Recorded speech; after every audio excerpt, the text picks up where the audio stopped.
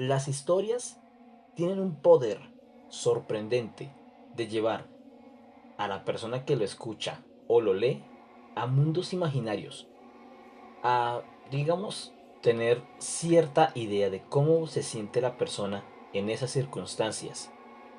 Pero, ¿realmente sentimos lo que esa persona siente?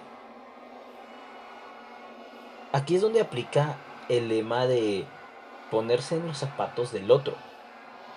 Y es que en este día te he traído tres historias que son anónimas y que son de personas muy allegadas y que, para ser sincero, te van a dar mucho en qué pensar. Además, si suene como a cliché nuevamente, sobre todo esta noche o en el lapso del día, eso es de tu elección, pero te dará mucho en qué pensar y te harán un poco de empatía de lo que dan sentido o sintieron estas personas en esos momentos. Sean todos bienvenidos a esta, la hora más oscura, y hoy te he traído tres historias anónimas. Esta primera historia tiene su origen en los llanos orientales.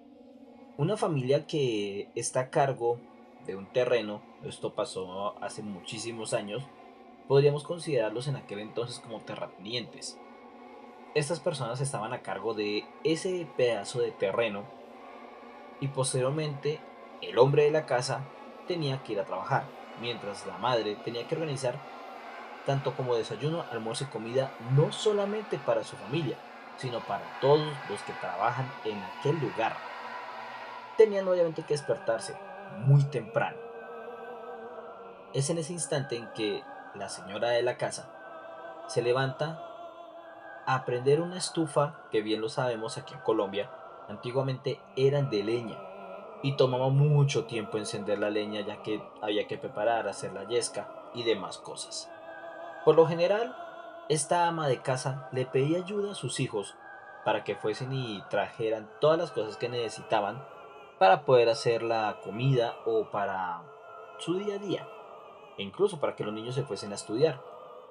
Es en ese instante que le dice a la hija mayor que se levante por favor a ayudar a encenderle la famosa estufa de leña, mientras que la otra hija le decía que por favor trajese algunos insumos para hacer el posterior desayuno. Hablamos como chocolate, masa para arepas, queso, demás.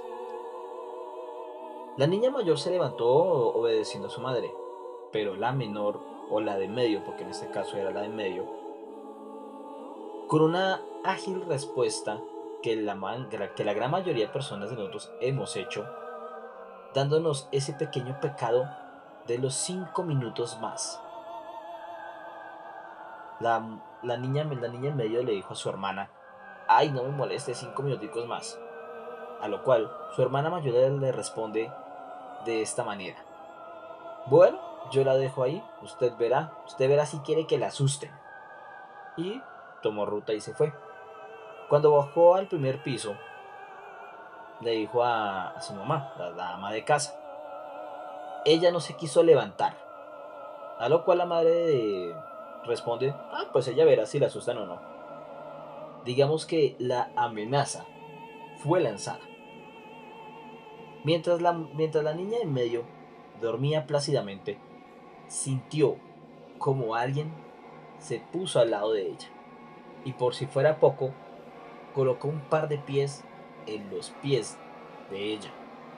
Pensó que era su hermano jugándole alguna broma porque tenían ese modo de juego, molestarse con cosas frías para que se levantaran y demás. Bueno, eran otras épocas.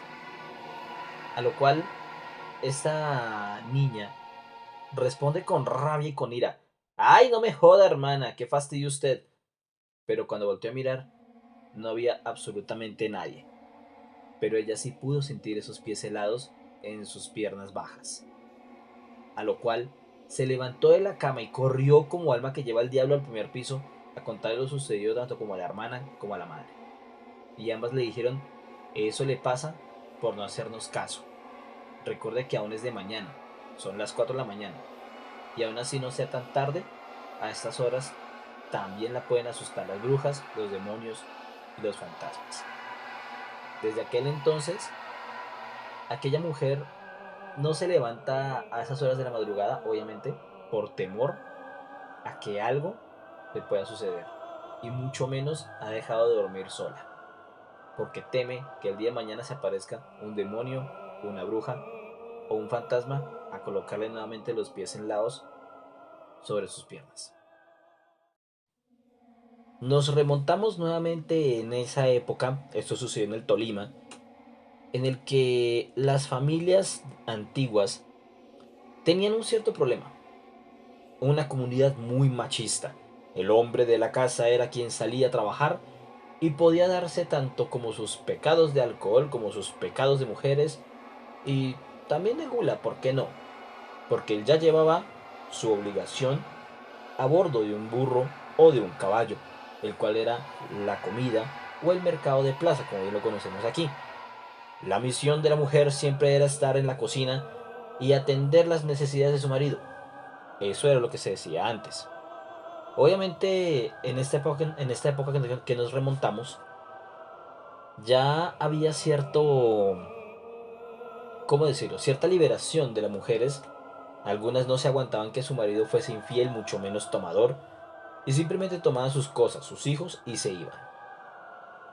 Aunque esta historia no es de la misma, no es lo que precede, quiero darte a entender más o menos en qué época era. Estoy más o menos hablando de 1973, 75, 80, por esos lados. Resulta que un hombre y su compadre se dedicaban todos los fines de semana a tomar, hasta perder el juicio y el control. Ya cuando era tarde, muy tarde de la noche, tomaba sus dos bestias, sus dos caballos, y se iban por la misma ruta, ya que eran compadres y vivían uno al lado de la casa del otro. Resulta que en ese trayecto de que estos hombres no se podían ni siquiera estar de pie, pero tenían que estarlo porque no había espacio a donde subirse a su caballo, ya que llevaban un gran cierto número de comida, ambos se tambaleaban, se golpeaban con los árboles y demás. Llegó un punto en que llegaron a un pequeño puente armado porque había un lecho de río, el cual cuando llovía se crecía. Esto hacía que muchas de estas bestias pues se las arrasara la corriente y se murieran. Por eso colocaron el puente. Cuando llegaron a ese sitio, tenía que pasar primero las bestias para luego pasar los hombres. En ese instante, ambas bestias salieron como alma que lleva el diablo, como bien lo dije en la historia anterior, galopando por todo el sendero hasta llegar a su hogar, que siempre estaba retirado. El hombre de esta historia salió corriendo a buscar a sus caballos, pese a que estaba tan borracho salía a buscarlos, mientras que su compadre se quedó totalmente en la inopia, como digo yo, quedó totalmente solo, rodeado de montañas, rodeado de maleza, de árboles, y sin saber qué fue lo que pasó, el por qué se fueron los caballos y el por qué se fue su compadre. No tenía ni idea de qué es lo que estaba ocurriendo. Resulta que cuando él fue a cruzar el puente, una voz lo detuvo. Nunca se supo qué fue lo que dijo, nunca se supo qué fue lo que pasó. El hecho fue que cuando las bestias llegaron a casa, a los pocos minutos llegó este señor. Su esposa le demandó el por qué estaba así de ebrio y por qué llegaba a estas horas sabiendo que el bosque, o bueno, en este caso la montaña, era tan peligrosa. A lo cual este hombre en su mera borrachera no pudo discutir ni decir absolutamente nada más, sino simplemente tirarse a dormir. Al día siguiente, la esposa de su compadre golpea la puerta con celeridad. Le pregunta que en dónde está su marido. Él reacciona y él dice, se quedó en el puente anoche. Pues en un ataque de risa y a la vez un poco de preocupación, él decide irlo a buscar. Obviamente decía su nombre en voz alta para ver si lo escuchaba o si decía algo, pero no había respuesta alguna. Al momento de llegar al puente, se da cuenta que su compadre no está. Se regresa al pueblo, le pregunta a todo el mundo si lo habían visto. Obviamente nadie lo había visto. Se regresa por el mismo camino, pero escucha unos quejidos en un sendero a mano izquierda que lo lleva hacia un lugar, una especie de orificio o hueco donde hay muchos palos de guagua. Si eres conocedor de una parte botánica, tal vez me corrijas en la caja de comentarios. Pero hay unas guaduas que tienen unas espinas muy largas y otras que son espinas pequeñas. No sé si eso se diferencia en su tipo de edad o algo. El hecho fue que entre estos palos de guadua, que si también los conoces, son muy apiñuscados, están muy cerca del uno al otro. Este hombre, su compadre, estaba dentro de esa pequeña parcela de guadua con espinas largas. No tenía ni una sola herida, porque obviamente él se le preguntó que si estaba herido, que si se había chuzado con estas espinas. Él dijo que no, despertándose con un guayabo de los mil diablos, a lo cual él dijo: alguien me arrastró y me puso aquí, pero no sé cómo hizo para meterme dentro de esta parcela de palos de guagua. No tengo ni idea qué fue lo que ocurrió, no tengo ni idea qué fue lo que pasó. Solamente sé que alguien demasiado fuerte me arrastró cruzando el puente y me arrastró por este camino. Desde aquel entonces, estos dos hombres dejaron el licor a un lado y se cuidaron demasiado de salir en las noches para evitar encontrarse con lo que haya sido y esperar que no hubiese pasado a mayores. La catalepsia es una enfermedad que, si la conoces bien, sabes de lo que puede llegar a ser capaz, de dejarte en un estado tan deplorable que es como si fueses un recién obsiso. Ahora quiero remontarte nuevamente en esta época, porque en aquel entonces era muy difícil saber qué persona tenía catalepsia o no. Gracias a la tecnología de hoy en día podemos determinarlo muy bien, y muy rara vez se puede dar por hecho de que una persona esté realmente muerta por culpa de esta enfermedad. Y lo que te voy a contar es para que te pongas en los zapatos de esta persona. ¿Tú te has despertado en algún sitio, en alguna casa desconocida, y te has pegado el susto de tu vida porque no sabes cómo llegaste allí?